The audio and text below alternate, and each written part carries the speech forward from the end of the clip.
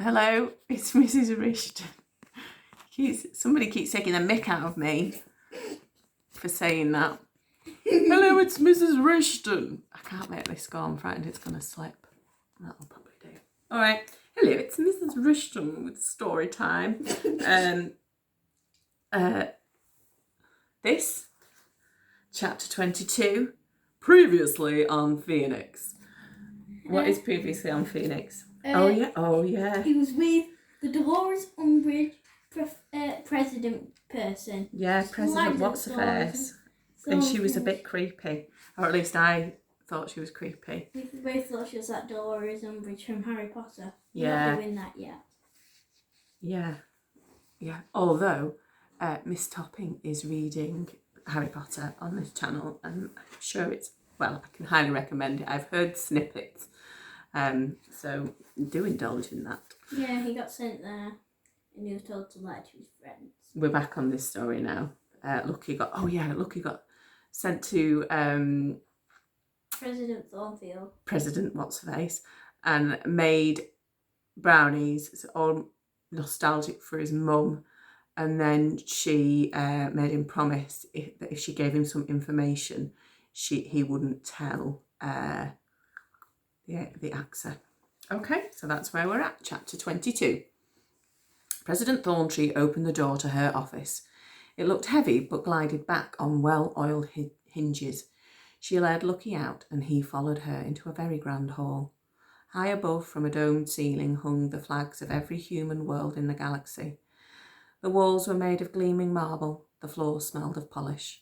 It was so huge, Lucky could almost have believed he was on a real world and not a space station, were it not for the artificial tasting air.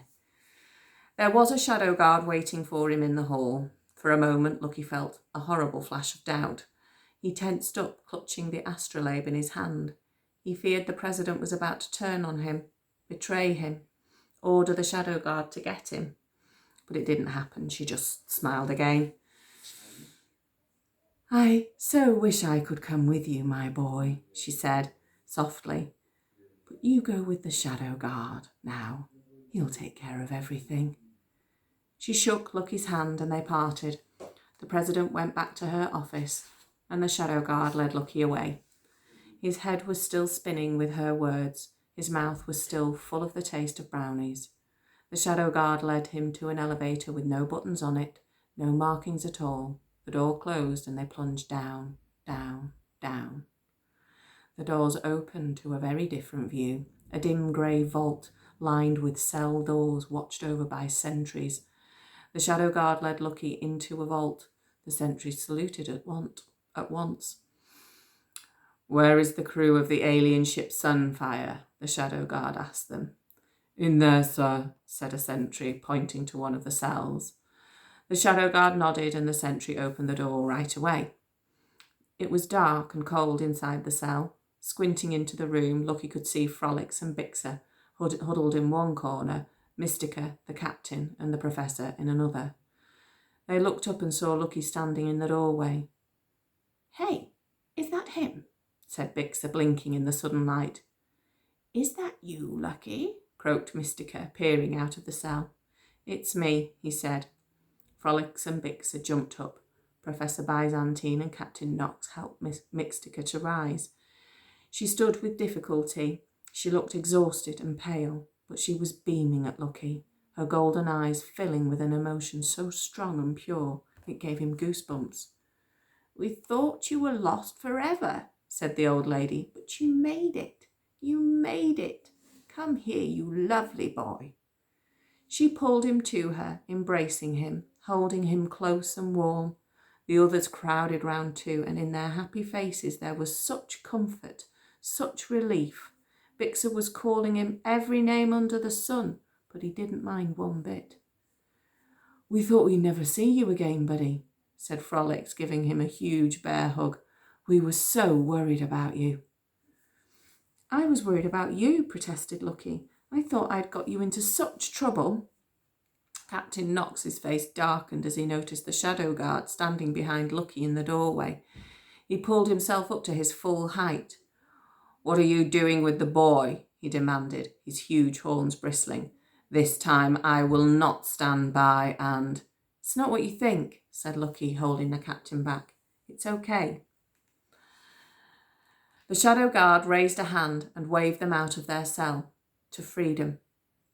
Their case hadn't been processed, he told the sentry. They're cleared to go. Sir, said the sentry, but they're cleared to cross the space wall. His voice was so firm that the sentry just stood aside, saluting.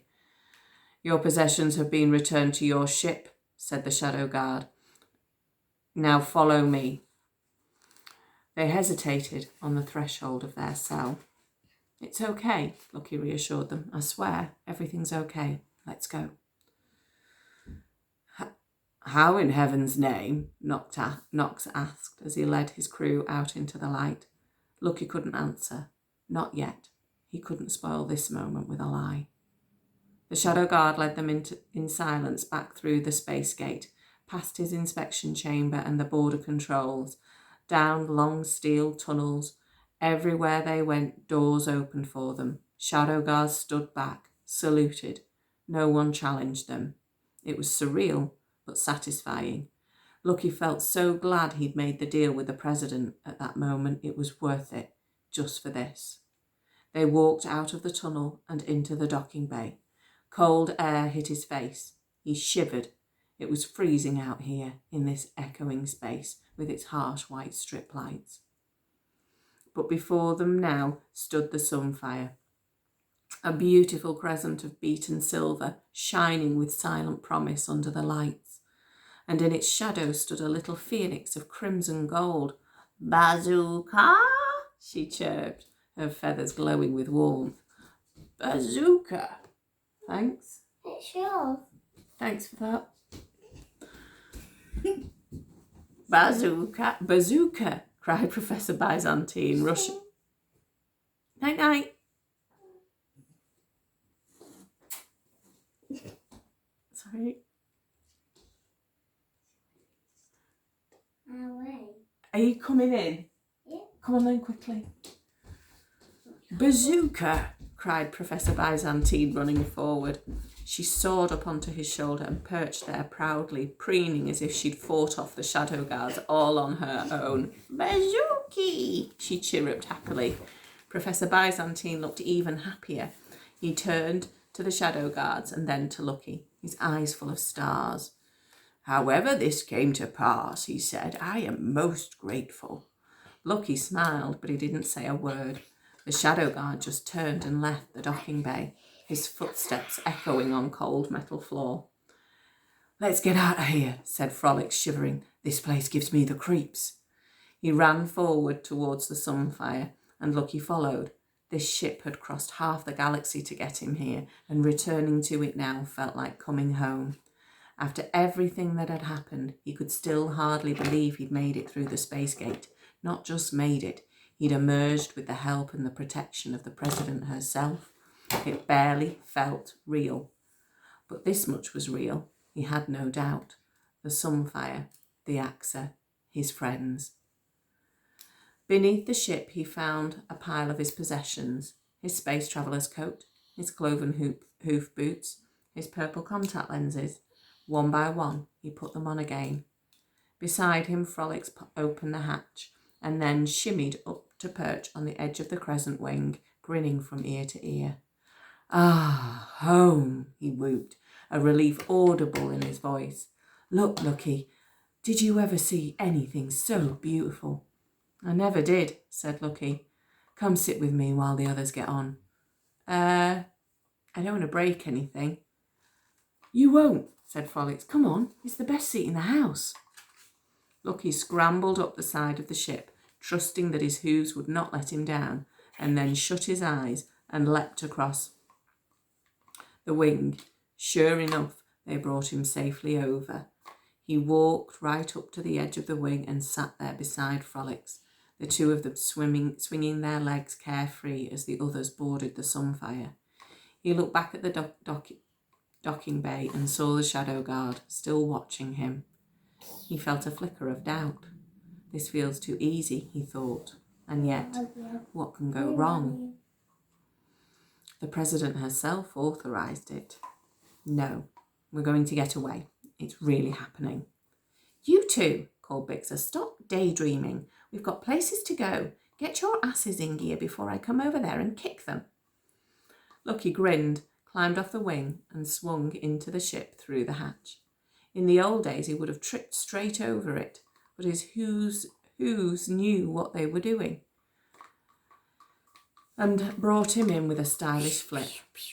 Inside the Sunfire, everything was exactly as they left it. It was like coming back to Sanctuary. The scent of Zoko was still rich in the air. Lucky filled his lungs with it. It was so good to smell it again. And to see the stove where Mystica made it. It was good to see the cathedral columns and the vaulting arches of the cabin, the vid screens glowing like stained glass with their images of the 12 Astraeus. He thought it would even be good to see the ship's toilet again. Captain Knox and Frolics were already up in the cockpit. Mystica and the Professor had gone up to Mystica's quarters. Bixer closed the hatch and they strapped themselves into the silver seats. Here we go, thought Lucky. Goodbye to everything I know.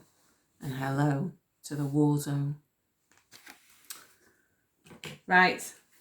That was chapter 20 something. It was chapter 22.